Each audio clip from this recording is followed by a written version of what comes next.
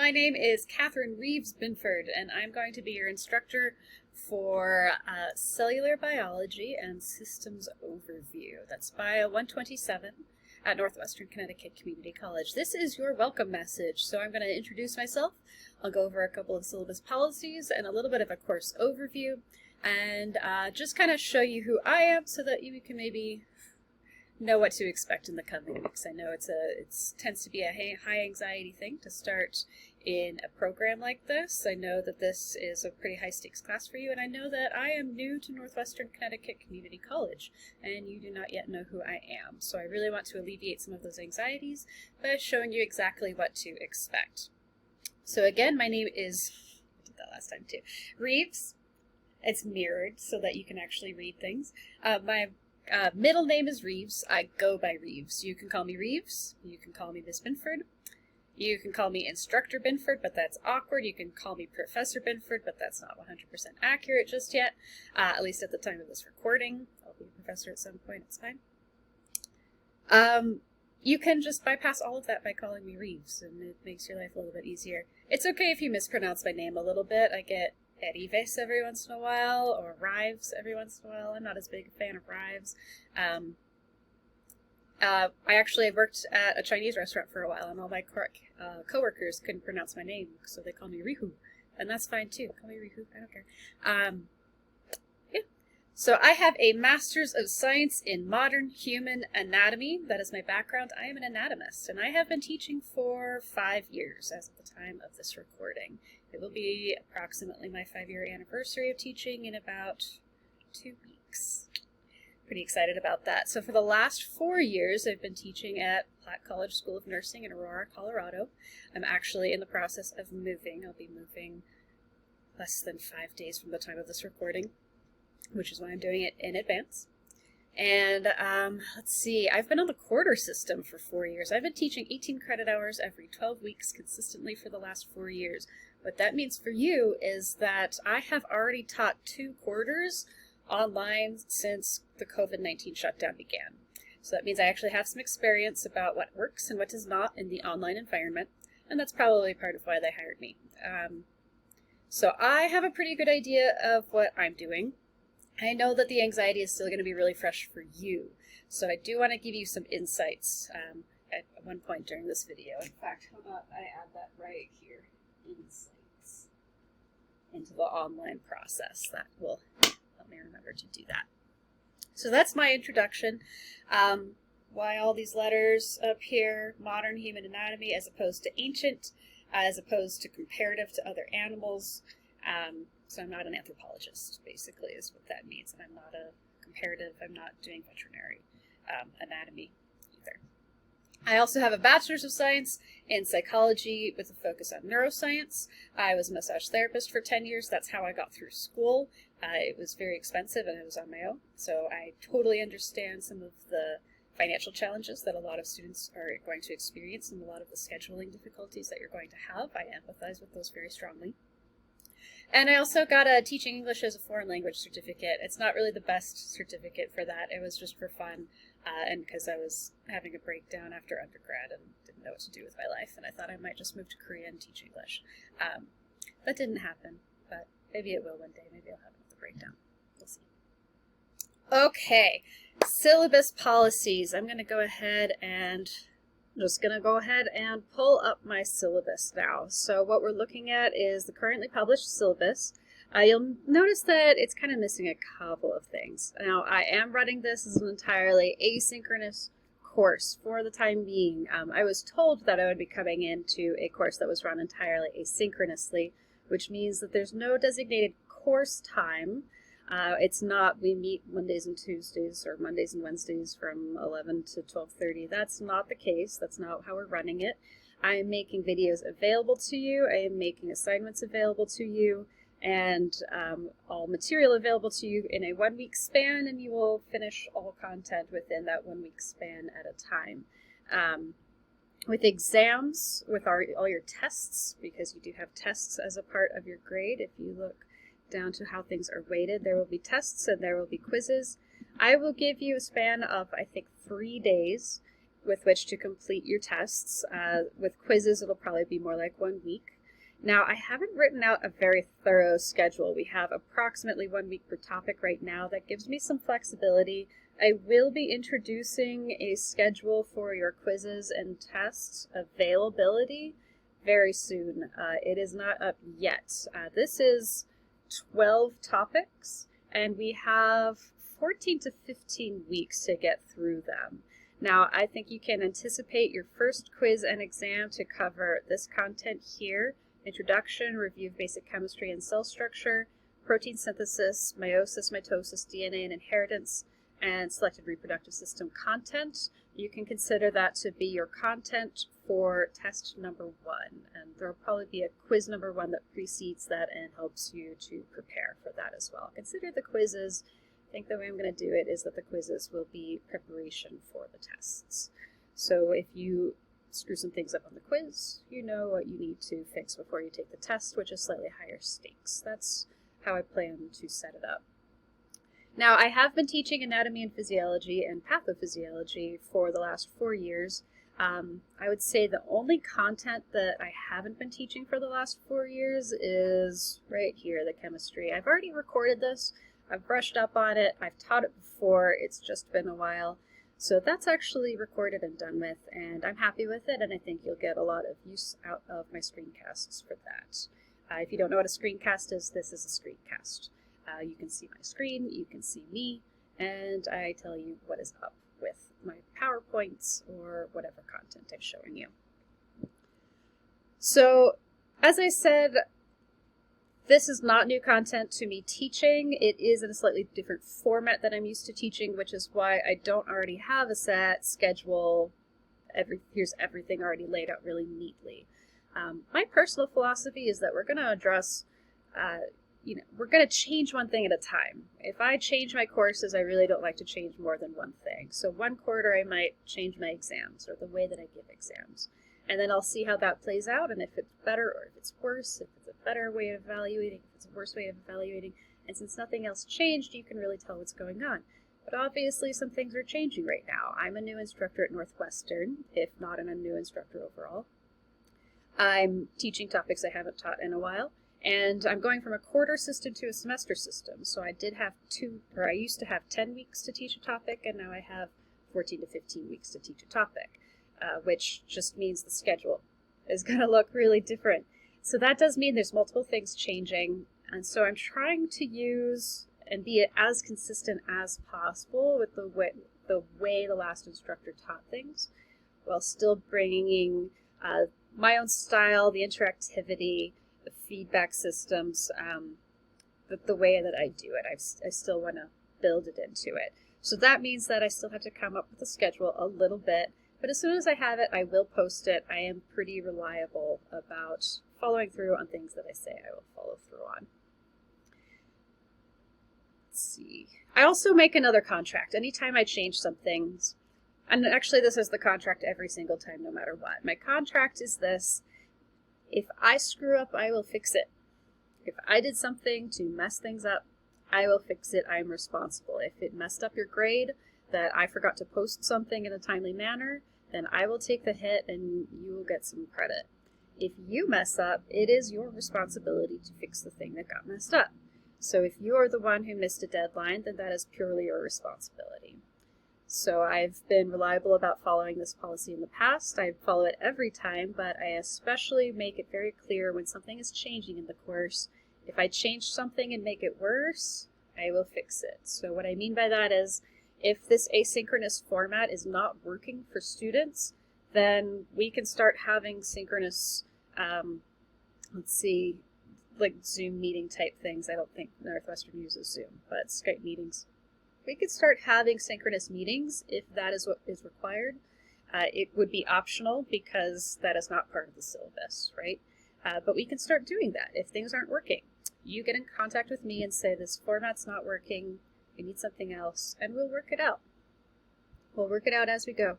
Or if I change an assignment and it really does not help you prepare for the exam and everybody flunks the exam, then there's probably going to be some kind of remediation. If I fail to teach a topic effectively, then I'll probably create some kind of extra credit assignment that covers that topic and makes sure you have exposure to that thing and compensates for the fact that I didn't teach it well enough. Otherwise, I don't offer a lot of extra credit. I offer extra credit when I screw up. I don't offer extra credit when an individual screws up. If I offer extra credit, it's going to be the same thing for everybody. I'm not going to play favorites and say, you get a chance at extra credit, but you do not, because that gets really problematic in terms of, am I playing favorites? Is there something else going on where one person gets to and another doesn't? So there's never going to be a case of one person getting extra credit just because they begged me really, really hard. It does not work that way. It only works that way for, there's overall trend in the course and it needs to be resolved. Now, because things are asynchronous, it becomes extra important that you have some academic integrity, which means you are not cheating on your tests or quizzes. This is an assessment. This class is to prepare you for the field of biology. It's to prepare you for a lot of allied healthcare fields, and it's really supposed to boost you up and give you a stronger foundation before you take an anatomy and physiology course, which I will also be teaching ultimately. I'm starting out with the anatomy labs, and we're going to move on from there. So because this is a foundational class, it's not just about passing it, it's about understanding it. If you just Google all of the answers to everything on all of your worksheets and in all of your exams, you're not going to have an accurate assessment of how strongly you understood this information. And then you're going to go into anatomy and physiology, and by that time we might be back on campus, and you may not have that opportunity to cheat, and you're going to flunk and completely lose your opportunity to get into, for example, a nursing program. But this isn't strictly for nursing. That having been said, this class is for majors, for health sciences majors, for pre-nursing, people who are trying to get into allied healthcare programs, or people who are strongly in the biological sciences. You probably don't want to take this class as a non-majors course. There are other easier options if you're just taking this as a sciences requirement, as a general sciences requirement. Now note down here that your lab grade does account for 25% of your grade, so there will be a number of lab activities. We are going to be using, this is the McGraw-Hill, so you do need McGraw-Hill Connect. You have to have McGraw-Hill Connect. So either you bought your textbook new, and in general the bookstore is going to say you have to buy your textbook new. If you messed up and you've got a used textbook, you can buy a McGraw-Hill Connect access code separately, and you can get access to McGraw-Hill. You will absolutely need access to McGraw-Hill to complete the lab requirement for this course. That is not optional. You need McGraw-Hill. Normally, I don't make Connect a mandatory part of my course, but we're online now. And because we're online, the only way for me to get you interactive stuff is to pay for online interactive content, and that happens to come with the textbook that you're supposed to have purchased. So I'm going into the interactive lab environment in McGraw-Hill Connect, and I am finding labs that are as much like the ones we would be doing in real life as possible, and a lot of them are actually represented. So you get a full-on virtual lab environment. You grab the pipette, you put the substrate into the beaker, you put the beaker into the hot water bath, the whole thing. So it's really the next best thing to having an in-person lab, and I just can't do that without that access code to Connect.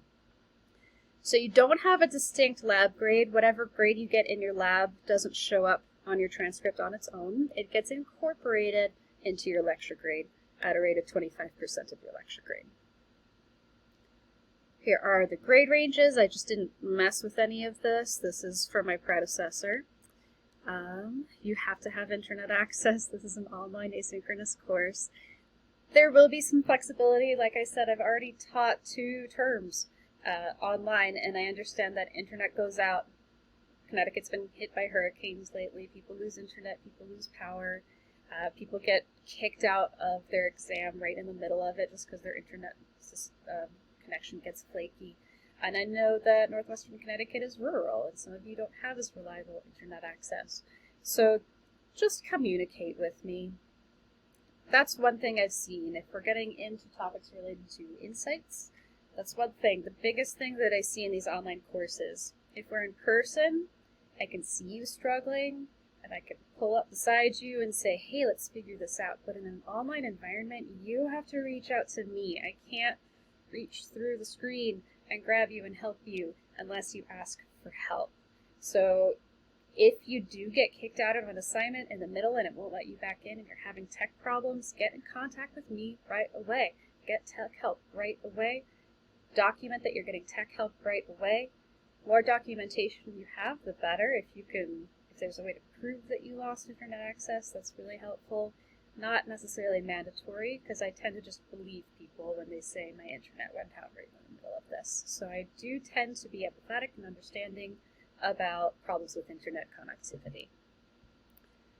That having been said, you'll have a wide frame of time in which to take exams. So, if you know there's a hurricane coming later in the week, maybe you take that exam earlier in the week, right? So you do have to have that personal responsibility bit and use logic and reason to get the best outcome for yourself. Let's see, what else did I want to say about this syllabus? Academic integrity. Lots and lots of resources on here for you. Like I said, I will post an actual schedule sooner rather than later. Probably by week 3, you can anticipate having a very thorough schedule posted. I think there's actually a clearer schedule in the lab syllabus, but that's going to be a different introductory video. I'm going to treat that as a separate course, even though I'm teaching both, and I'm the only person teaching BIO127. It's all me. Let's see. There is my email address, kbinford@nwcc.comnet.edu. Please email me there directly. If there's an option to message me through Blackboard, that will not be recommended. I will recommend that you email me directly at this email address. And please do put the course number in the title. I am teaching 3 courses, and I won't know which one you're talking about unless you put BIO127, BIO127 Lab, or the other course I'm teaching is BIO211.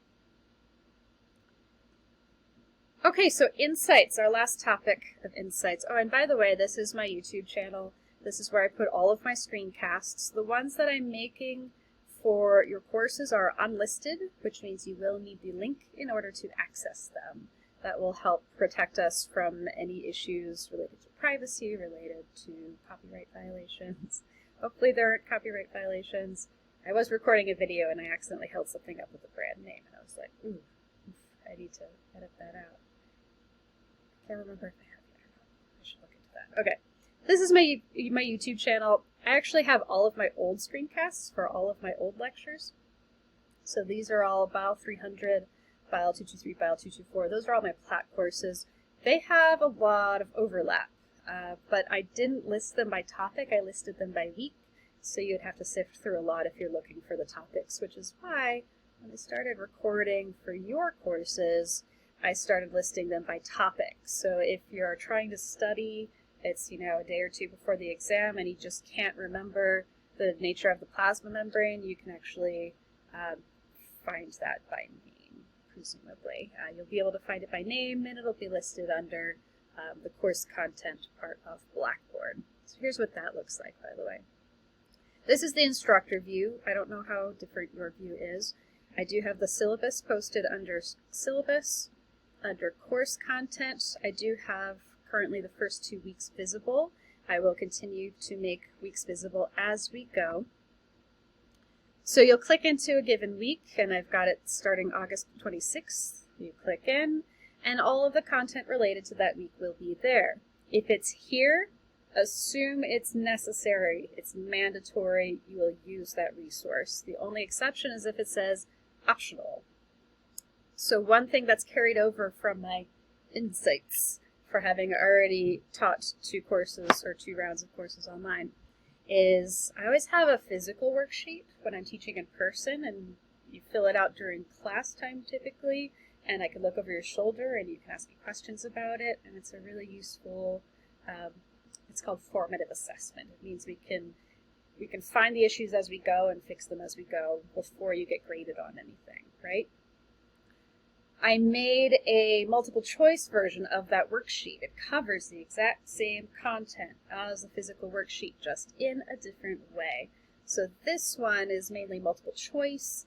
I can do like ordering tasks, matching tasks, fill in the blank tasks, and it mostly is going to automatically grade it for me. So it's less formative assessment, it's more formal assessment is what we call that. So you'll do this multiple choice worksheet and it'll generate a grade for you. It goes into the gradebook and it's easy. So this is an entirely optional resource that covers the same material as this, but it's there to help you. You know, worksheets, my feedback from my students for the last 5 years is the worksheets are incredibly helpful in helping guiding your studying towards the things that I consider most important. And I definitely test on concepts that I think are important.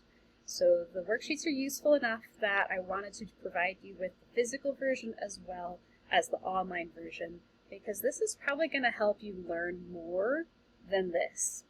Doing multiple choice questions is down here. Writing your own words is up here. So it's optional. I'm not going to grade it. You can complete it. Send it to me. Email. Sure, why not? Email it to me and ask me for specific feedback. Hey Reeves, did I do number 3 correctly? Did I go to a deep enough level? And I can provide you with feedback on that if you would like. And it's entirely optional. So if it's optional, it will say optional. The rest of this is going to be absolutely mandatory. You'll watch the video, that's linked. I've provided a study guide for the entire first unit. It's just topic by topic. It's literally every topic that I'm going to cover. But it'll help you make a framework for the way you're going to study. And when I write my exam, when I write the tests for this, I'm going to go through that study guide and I'm going to circle the ones I want to test on. That's how I write tests. And you'll fill out your first worksheet on the first week, and that will continue for week 2. There will be a lecture, there will be a worksheet, and there will be an optional physical version of the worksheet. By the time you get to week 4, you'll probably be looking at your first quiz and possibly your first exam as well. Take the quiz first, test second. Sorry, I keep using test and exam interchangeably. I've been calling it exams. It says test on the syllabus, so I'm trying to revert to saying test because that's what it says on the syllabus. But again, with those quizzes and tests, you will have a certain extended time frame in which to complete them. So that's the format. Let's see. I'll be doing some integration with McGraw-Hill and your gradebooks. That's still something I need to complete. Discussion forums. A lot of people have been saying that we should require discussion forums. I think that's a policy they're going to try to enforce at Northwestern. My experience with discussion forums, if you have experience with discussion forums, you probably have had this experience of if you force people to participate in a discussion forum, it gets really stilted and useless really fast. So the way I want to use discussion forums is I want everybody to post in the discussion forum once a week any statement or question they have. And that's it. That's the end of your requirement for my courses. I'll have to build out those discussion forums. That's not quite done yet, but it will be by the time this opens. So you'll have a week 1 discussion forum. You'll watch your week 1 intro. You'll go through the study guide. You'll do the worksheet. And then maybe somewhere in there you have a question. And if you maybe just don't know, maybe you don't understand the graph that's in the PowerPoint and I didn't explain it clearly enough, you would just write, could you explain that graph? Or maybe in week 2, there's some chemistry concept that you don't understand. Like, I really didn't understand what you meant by a cloud of probability. What the heck does that mean? And so I can look through the discussion forum and I can find what people have a common problem with. So I'm not looking for a unique statement. I'm not looking for a unique question. I want to see what the trends are. And so I'm not having you necessarily come up with something original. I'm not necessarily having you come up with a response to other people's questions. Unless you want to, you definitely can respond to other people's questions. I'm going to try to respond to those. If everybody has the same question, I can make an explainer video just for that thing. And then everybody can have it clarified. Instead of getting 50 emails from students saying I didn't understand clouds of probability, I can see in the discussion forum that everybody's having a problem with clouds of probability, and I can make an explanatory video for it. And that way, everyone's getting their needs met. So that's how we're going to use it. And I will put that up since it's a mandatory activity. You will see a link right here or a text right here that says mandatory entry into discussion forum, question or statement. And maybe you just don't have a lot of stuff to say after the introductory lecture, and you're just like, that was cool, Reeves. That's fine. I think I'm going to use it for attendance as well. So if you really have nothing to say, that's okay. But if you're paying attention, you'll have questions. Let's put it that way. That's my experience. Okay, let's see if there's anything else I wanted to say. I think this is pretty good. I've spent 22 minutes talking, which is pretty standard for a welcome video, unfortunately. You won't run into anything scandalous on my YouTube channel. You can surf around there. It's fine. I will keep up my old videos for as long as they let me. They might make me take them down, or might just force that. You are BIO127. I will also have videos for BIO211 labs, for example. I do have them sorted into playlists. So you do have BIO127 lecture, and there will soon be a BIO127 lab and BIO211 lab playlists here as well. So that stays fairly well organized. Okay, email me if you have any questions. I hope that is something that you find comforting and reliable, and you have a pretty good idea of how this course will be set up. That's it. Thank you for your time.